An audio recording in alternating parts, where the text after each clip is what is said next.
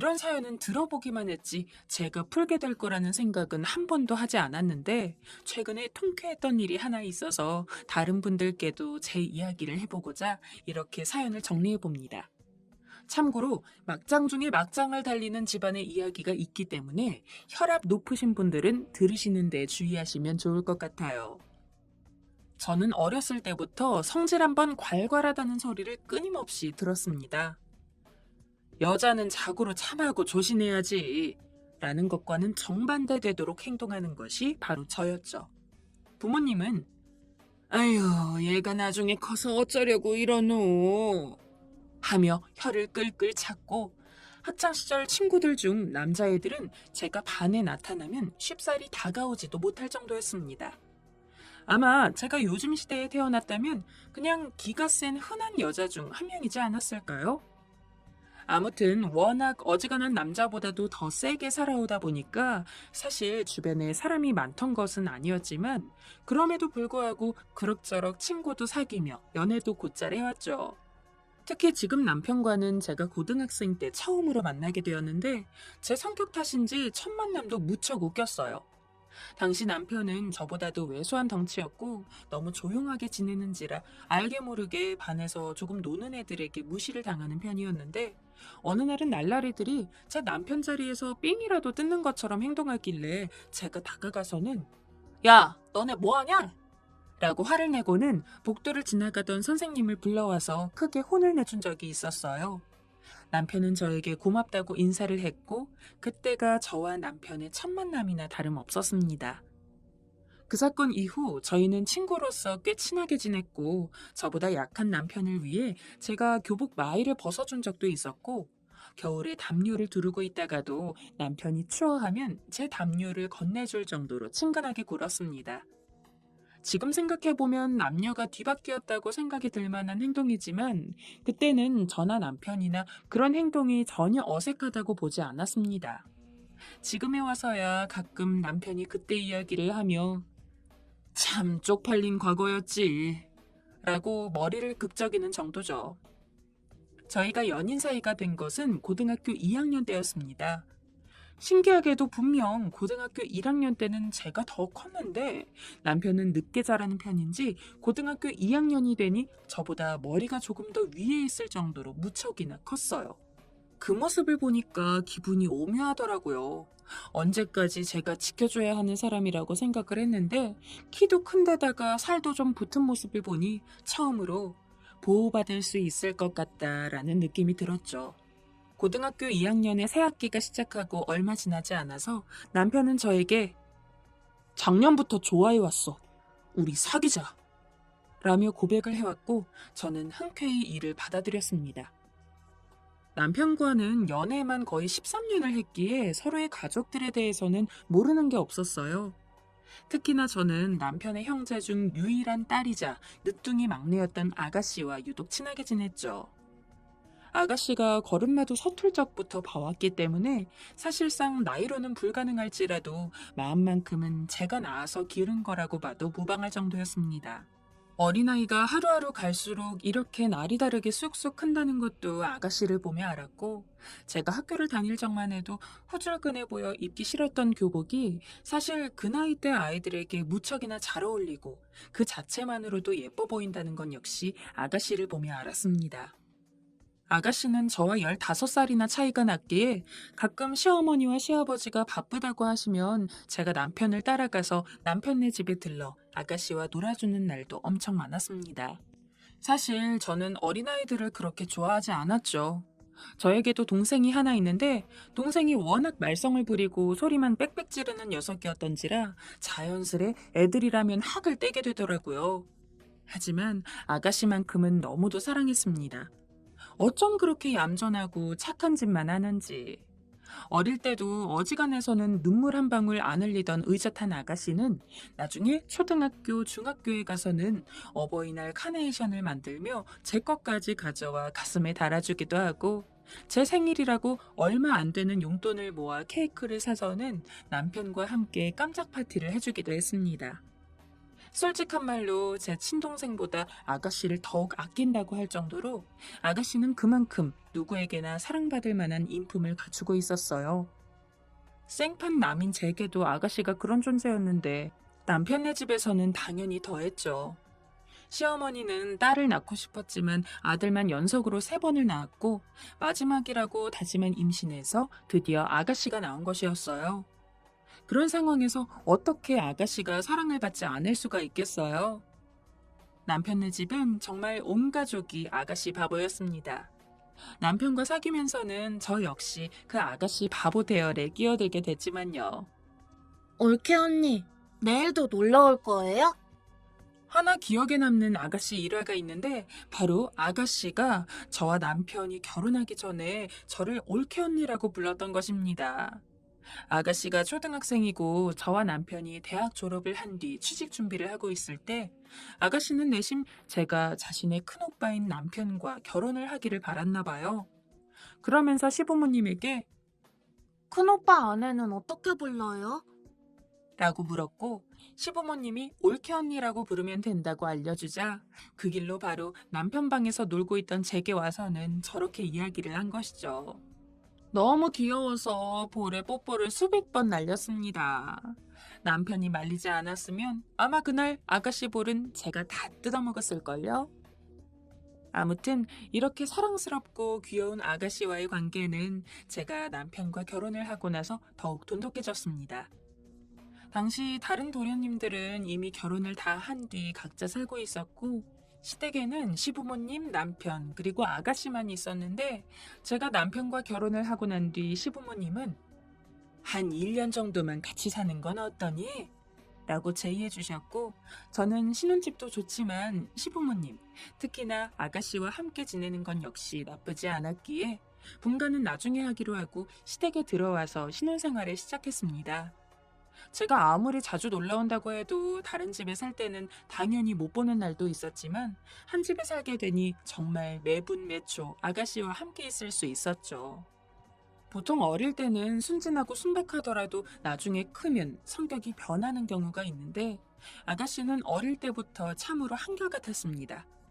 물론 집에서 가장 막내다 보니 어리광도 있긴 했지만 기본적으로 또래를 대하는 모습이나 어른들을 대하는 모습에서 예의가 바른 것이 느껴졌고 누군가의 단점은 모른 척 해줄 줄 알면서 누군가의 장점은 귀신같이 찾아 세상에 더 멋진 것이 없는 것처럼 칭찬할 줄 아는 좋은 성품을 유지했습니다. 결혼 초반에는 자식에 대해서 계획이 없었던 저와 남편이었던지라 아가씨는 정말로 가슴으로 낳은 자식 같은 느낌이었죠. 또 한편으로는 제 말괄량의 친동생과는 다른 너무도 천사 같은 동생이기도 했고요. 언제까지나 저희 품에서 어린애처럼 있을 것만 같던 아가씨도 성인이 되어서 대학 생활을 시작했습니다. 입학식에 시댁 식구들과 함께 우르르 몰려갔는데 당황해하던 아가씨 표정이 아직도 기억에 남네요. 부모님 걱정 덜어주겠다고 밤 늦게까지 공부하며 성적 장학금을 타고 원만한 교우 관계까지 유지해가면서 4년간 알찬 대학 생활을 한 아가씨는 취직 역시 무척이나 빠르게 했습니다. 게다가 아가씨가 취직을 할 즈음에는 저희에게도 자식이 생겼는데 일하느라 바쁘고 힘들 텐데 올케 언니가 더 힘들잖아요.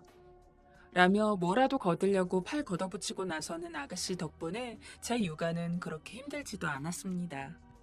내심 아가씨가 평생 우리랑 같이 살았으면 좋겠다고 생각했는데 아가씨는 직장을 다닌 지 약 1년 만에 결혼을 하고 싶은 사람이 생겼다면서 저희에게 소개를 했죠.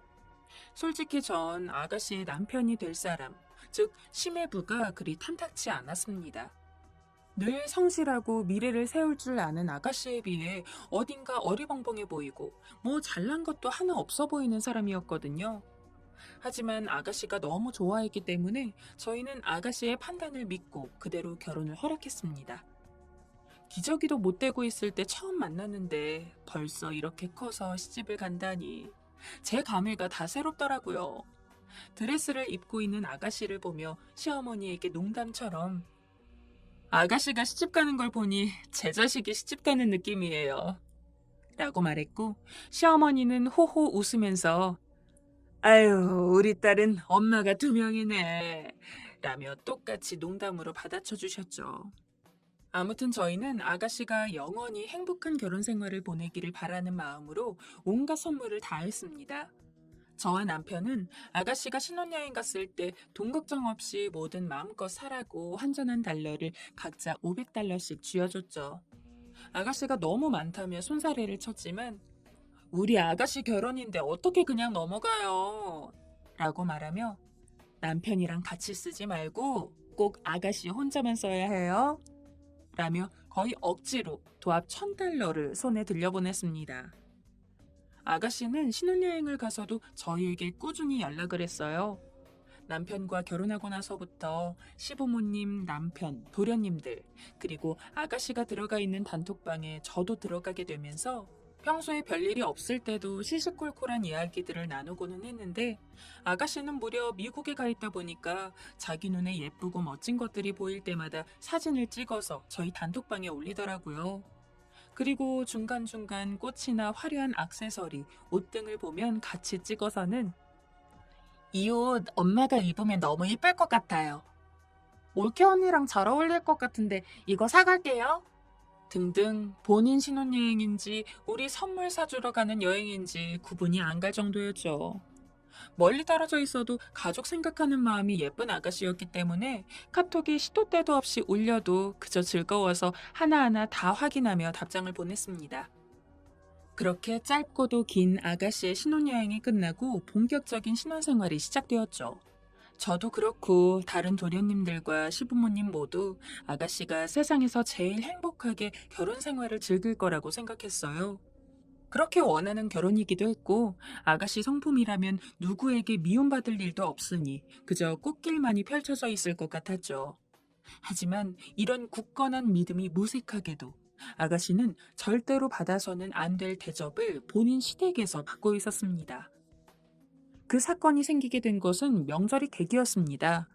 아가씨는 제가 현재 시부모님과 살고 있는 것처럼 본인도 본인 시댁에서 살고 있었기 때문에 우선 명절이 시작되면 시댁에서 하루를 보내고 그 이후에 친정집으로 올라올 거라고 이야기를 해둔 상황이었죠.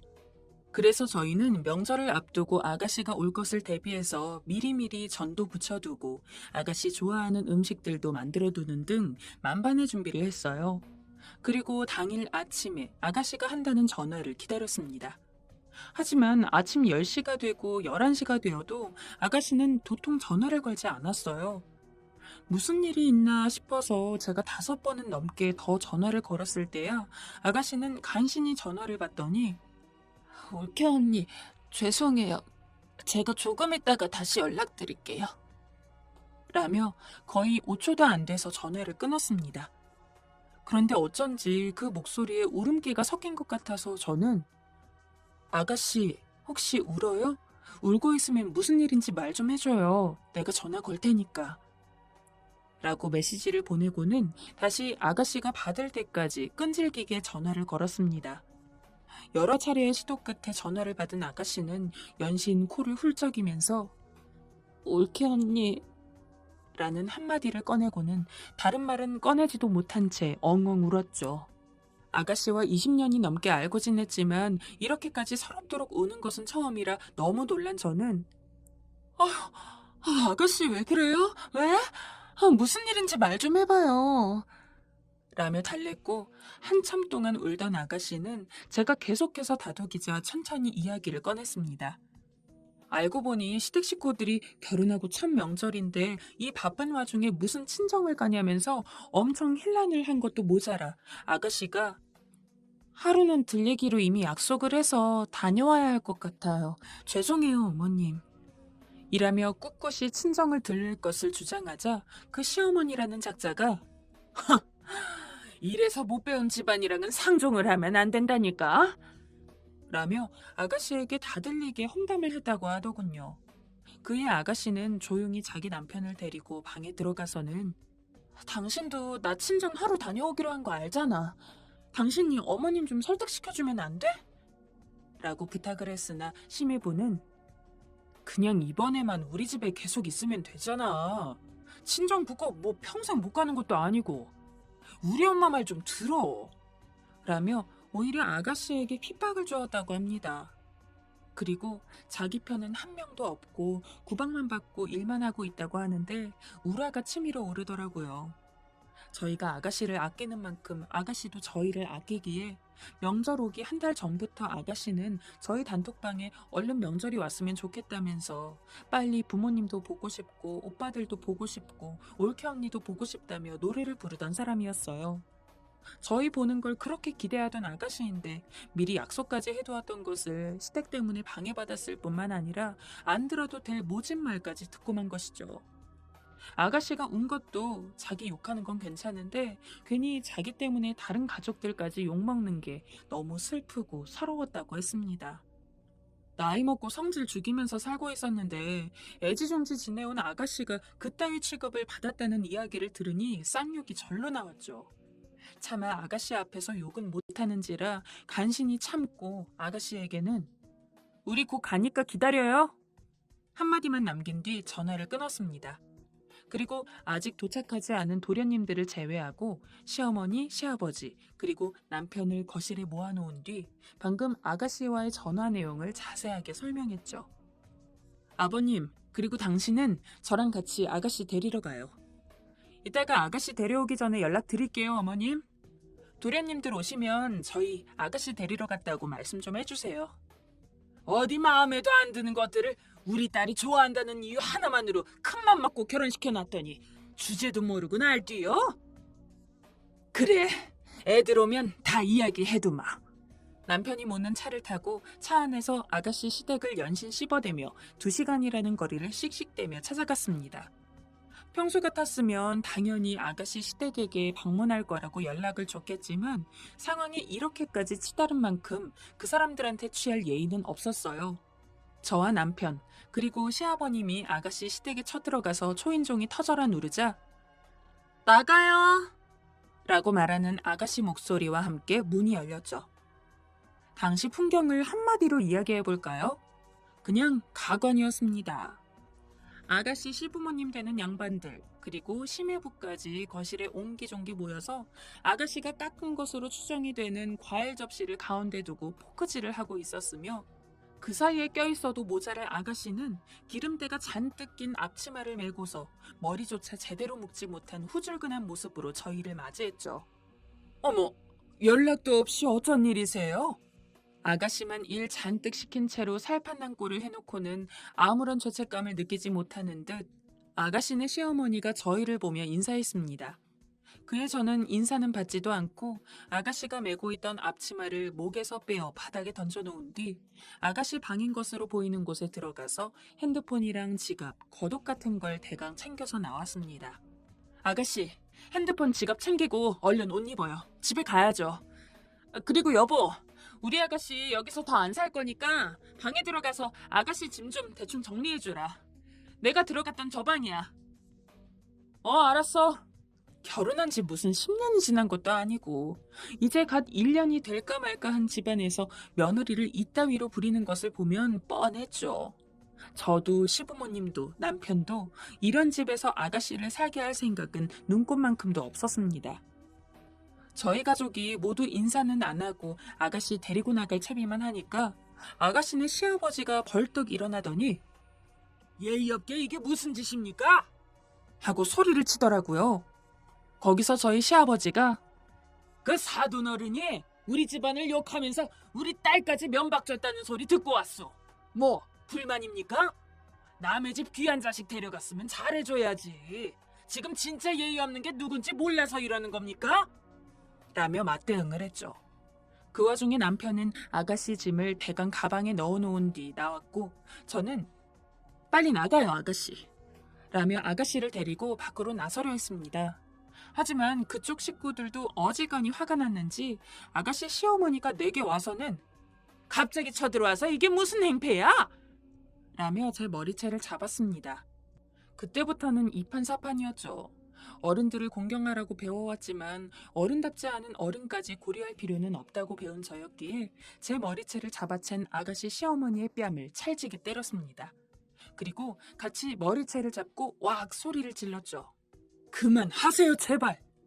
심해부가 쫓아와서 아가씨 댁 시어머니 머리채를 쥔 제 손을 떼려고 했으나 옆에 있던 남편이 심해부 머리통을 때리며 너는 내 동생 남편이라는 놈이 동생 편 들어줄 생각은커녕 오히려 자기가 더 나서서 그따위로 대해? 라고 바락바락 소리를 질렀고 문득 심해부에 대한 분노가 치민 저는 여전히 제 머리를 잡고 있는 여자를 거칠게 떼어낸 뒤 주먹을 쥐고 온 힘을 다해서 심해부 뺨따구를 날렸습니다. 내 딸 갖고 거지 같은 아가씨가 웬 거지 같은 새끼한테 잘못 걸려서는. 처음 상견례 할 때부터 이놈의 집구석 왠지 쎄한 게 마음에 드는 거라곤 하나도 없었는데 그래도 우리 아가씨가 좋아하는 사람 집안이니만큼 그냥 지켜봐 줄랬더니 어디 있다구로 굴어? 아예 움직이지도 못하게 더 맞고 싶으면 어디 이번처럼 굴어봐. 진짜 가만 안 둘 테니까. 깜짝 놀랐는지 아가씨가 저를 말리려 했지만 한 번 폭주를 한 상태라 멈출 수가 없었죠. 아무리 되새겨도 귀하게 자란 아가씨가 이런 대접을 받으면서 시집살이를 한다는 걸 참기 어려웠습니다. 길길이 날뛰는 제 뒤로 시아버지와 남편까지 누구 하나 죽일 것처럼 노려보자 심해부는 그제서야 잘못했다면서 두 손 모아 싹싹 빌었습니다. 네가 빌든 말든 앞으로 이딴 말 같지도 않은 태도 싹 고칠 거 아니면 우리가 바로 이혼 준비할 거니까 그런 줄 알아라. 어안이 벙벙한 채로 아무 말도 못하고 있는 아가씨네 시무보를 앞에 둔 채 저는 아가씨 팔짱을 끼고 시아버지와 남편과 함께 그 망할 집구석을 나섰습니다. 차를 타고 집에 도착하자 저희 걱정에 아무것도 못하고 있던 시어머니는 아가씨를 껴안고 엉엉 울었고 뒤늦게 이야기를 들은 도련님들은 잔뜩 화가 났는지 아가씨 시댁을 씹으며 분풀이를 했죠. 초반에는 저희 가족한테 계속 전화하며 문자며 카톡이며 정신없이 날아들었어요. 하지만 저희 집은 강경하게 심해부가 처신을 똑바로 해서 그쪽 식구들한테 다시는 아가씨에게 이런 식으로 굴지 않겠다는 확언을 받아오지 않으면 절대로 이 결혼 유지 못 시킨다고 단단히 못을 박아두었고 심해부가 영 똑부러지게 굴지 못했기에 아가씨에게 정말 이 결혼 생활 계속하고 싶어요? 라고 물었죠. 오물거리던 아가씨는 조심스레 고개를 저었습니다. 아무래도 친정에 오고 싶다고 말했을 때 심해부가 자신에게 했던 말이 큰 충격이었나 보더라고요. 어지간해서는 싫다는 표현을 안 하는 아가씨였기에 그 당시 상황이 얼마나 상처였는지는 안 봐도 비디오였습니다. 솔직히 이 사연을 보신 분들 중에 저 정도 갖고 이런 난리를 피웠나? 라고 말하시는 분들도 계실 것 같아요. 하지만 저에게 아가씨는 딸과도 다름없는 사람입니다. 그리고 아가씨 시댁의 문을 여는 순간 아가씨 몰골을 본 사람이라면 누구든지 저와 같은 행동을 했을 거라는 생각이 들어요. 지금 아가씨는 결국 심해부와 이혼을 한 상황입니다. 심해부는 어떻게든 결혼을 이어가려고 했지만 아가씨가 강경하게 이혼을 원했기에 어쩔 수 없었죠. 솔직히 결혼을 한 뒤 누구보다 행복했을 거라고 생각했던 아가씨였기에 제 마음이 무척이나 아픕니다. 다시 밝게 웃기는 하지만 종종 외로운 듯 보이는 아가씨 얼굴을 볼 때면 더더욱이요. 하지만 참 착하고 고운 사람이니만큼 분명 다음에는 이러한 아가씨의 성품을 잘 알고 그에 맞게 대해줄 줄 아는 좋은 남자를 만날 수 있을 거라고 믿고 있어요. 부디 너무 늦지 않게 아가씨에게 딱 맞는 짝이 나타났으면 좋겠습니다.